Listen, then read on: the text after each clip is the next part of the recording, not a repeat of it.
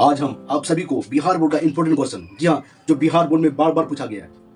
पहला है विलोपन विधि, दूसरा है प्रतिस्थापन विधि। ये दोनों मैथ में से कोई एक मैथ जरूर आता है और ये इंपॉर्टेंट क्वेश्चन है। जी हाँ, देखिए क्वेश्चन क्या कहता है। क्वेश्चन है विलोपन विधि से इस समीकरण को कैसे हल करेंगे, या क्वेश्चन ये भी रह सकता है कि प्रतिस्थापन विधि से इस समीकरण को हल कैसे करेंगे। हम विलोपन विधि को इंग्लिश में क्या कहते हैं, एलिमिनेशन मेथड। तो हम चलिए इस क्वेश्चन को हल करते हैं, जो बिहार बोर्ड का, जी हाँ, मैट्रिक का यानी 10th क्लास का इंपॉर्टेंट क्वेश्चन है। तो हम इसको क्या कर लेंगे, समीकरण 1 मान लेंगे पहले और समीकरण 2 मान लेंगे। समीकरण 1 और समीकरण 2 मान लेंगे। अब देखिए हम क्या करेंगे, जो किसी को लगता है कि हम पहले तो y कटाएंगे तो x का मान आएगा, x को कटाएंगे तो y का मान आएगा ना जी। तो हम किसी एक को तो पहले कटाना पड़ेगा, तो उसके लिए हमको क्या करना पड़ेगा, तो उसके लिए हमको पहले क्या करना पड़ेगा, समीकरण शॉर्ट में लिखे, समीकरण को शॉर्ट में लिखे। देखिए समीकरण क्या करते हैं, समीकरण एक में 2 से और समीकरण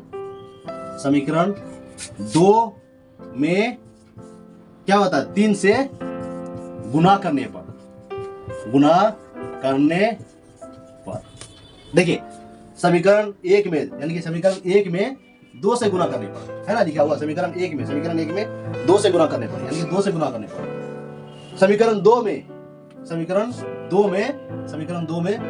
3 से गुना करने पर, समीकरण 3 से गुना करने पर। तो देखिए हम क्या करते हैं, हम x को हटाएंगे तो y का मान मिलेगा। तो हम पहले क्या करते हैं, x को हटाते हैं, तो उसके लिए हम क्या करना पड़ेगा, गुना करना पड़ेगा। ऐसा अंक लाएंगे जो क्या करेगा, बराबर, यानी कि दोनों बराबर हो, या y 4y है तो 4y यहाँ भी होना चाहिए, है ना। जैसे 3x है तो यहाँ भी 3x होना चाहिए, तभी ना ये कटेगा, तभी ना ये y का मान निकलेगा।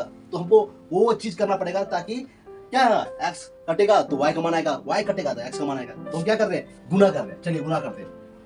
तो 3 दूनी क्या होता है, 3 दूनी 6x प्लस है तो वो प्लस 4 दूनी क्या होता है, 4 दूनी 8y, 8y का 2y, ठीक, और 10 दूनी 20। समझ आया, ये क्या है, समीकरण 3 है, समीकरण 3 है। उसके बाद है समीकरण 2 में 3 से गुना करने पर, 3 दूनी 6x है तो x, या क्या है, माइनस है तो माइनस, है ना जी, माइनस है तो माइनस। उसके बाद 3 दूनी कितना होता है, 6 होता है, 6y है, y तो y।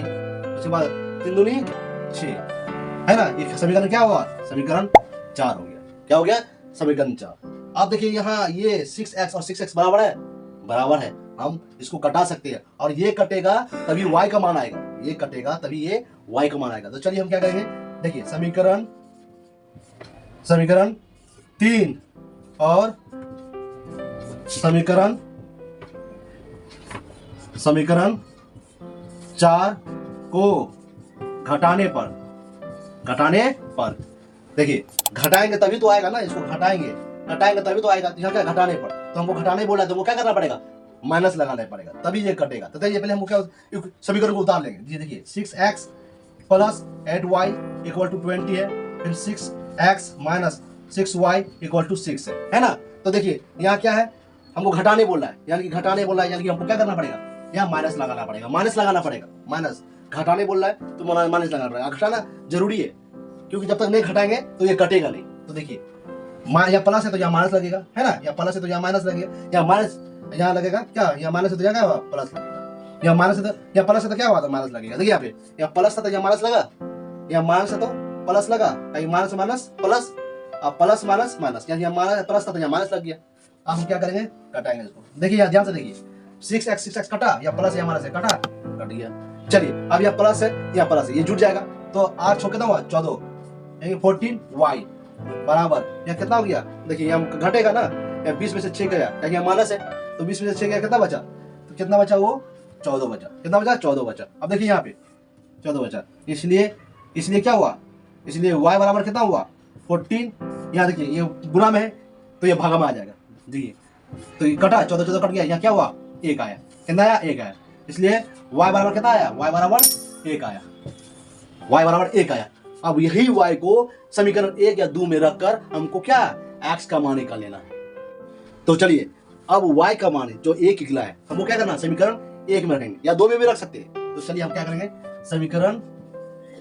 समीकरण 1 में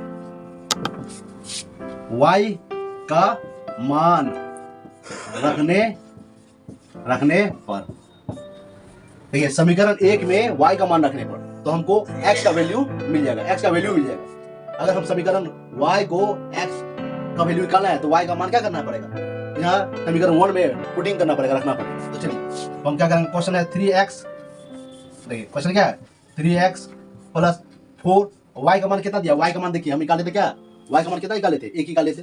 तो क्या हुआ यहाँ 1 बराबर कितना है 10 है, ठीक। आप देखिए यहाँ 3x प्लस गुना करेंगे 4 से 1 को, अगर हम 4 को 1 से गुना करेंगे तो 4 ही आएगा, तो क्या आता 4 इक्वल टू 10, समझ में आया।